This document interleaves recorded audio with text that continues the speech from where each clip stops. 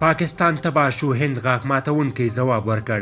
شهباز شریف د پاکستان د سقوط اعلان وکړ.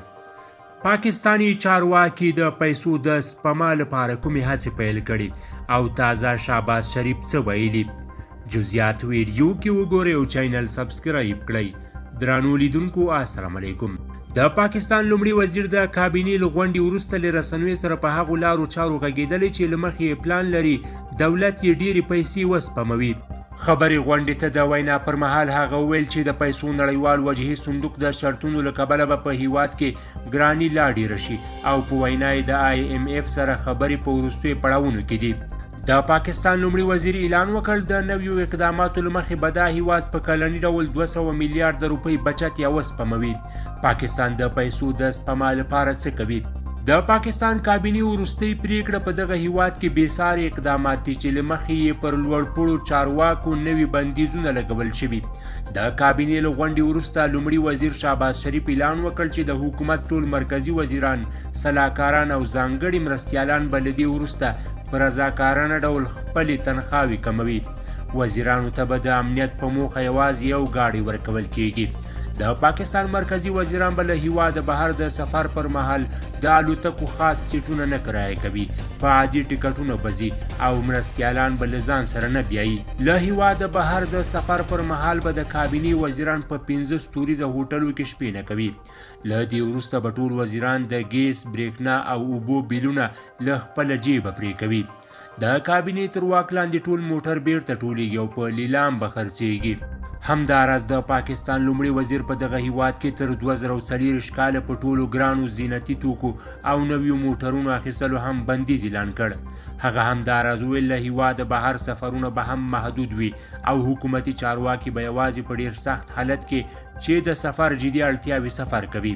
پاکستان پلان لري چې له ټولو حکومتي چارواکو امنیتي ګاډي هم ټول کړي او د کورنیو چارو وزیر به امنیتي ګواښ ته په کتو چاته د موټر ورکولو پریکړه کوي. د بریښنا او ګیس کمولو لپاره په ګرمیو کې حکومتي دفترونه سهار وختي 9:30 بجې خلاصیږي. په ټولو دولتي ادارو کې به د ډوډۍ خوړلو پر مهال یوازې د یوه دیګ پخولو تابع نیول کیږي او له چایو سره به هم یوازې بسکټ وي. هندوستان وايي موږ ورسره مرستې ته نه یو جوړ، پاکستان د خپله له اقتصادي ستونزو ځان وباسي. د هند بهرنیو چارو وزیر سبرام نیم جی شنکر ویلي چې د پاکستان راتلونکی تر ډیره د دغه هیواد خپلو کړنو او غوراوي پورې اړه لري او په وینا یې دا د اسلام آباد کار دی چې له خپلو اقتصادي ستونزو څخه د وتلو لار ولټوي. د ANI خبري شبکې سره د مرکې پر مهال هغه په شریلانکا کې اقتصادي ستونزو او د هند مرستو یادونې ته په اشارې وویل چې له پاکستان سره ورته اړیکه سخته ده. ښاغلي شنکر ټینګار کړی چې زما په اند د پاکستان راتلونکي په خپله د دوی په کړنو او انتخاب پورې تړلی. هیڅ هیواد له کوم دلیل پرته له ستونزو سره نه مخ کیږي او پاکستان ته اوس خپله پکار دی چې د دې ستونزې څخه د وتلو لار ولټوي. نن زموږ اړیکې داسې نه دي چې موږ دې د پاکستان له حالته نیغ په نیغه زیانمن شو.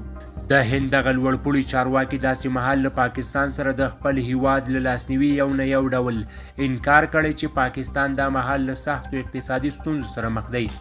دا هیواد له اقتصادي ستونزو وتلو لپاره د پیسو له نړیوال وجهي صندوق څخه د پور اخیستلو هڅه کوي، خو دغه بنسټ هم لا ورته واضح ځواب نه دی ورکړی. د هند بهرنیو چارو وزیر ویلي که پاکستان له سریلانکا سره پرتله کوو دا به ډیر جلا وي. هغه دا چې په سریلانکا کې اوس هم ډیر خلک د هند خیر ښېګڼه غواړي او زموږ په اړه ځانګړې جذبه لري. په فطري ډول د ګاونډیو په اړه له موږ سره فکر او اندېښنه وي او کله ناکله داسې حس هم وي چې د مرستې لاس اوږد کړو. که زموږ کوم بل ګاونډی هم د سریلانکا په شان ستونزو سره مخ شي موږ به مرستې ته حاضر یو، خو تاسې پوهیږئ چې په پاکستان کې د هند پر وړاندې د خلکو احساس څه دی.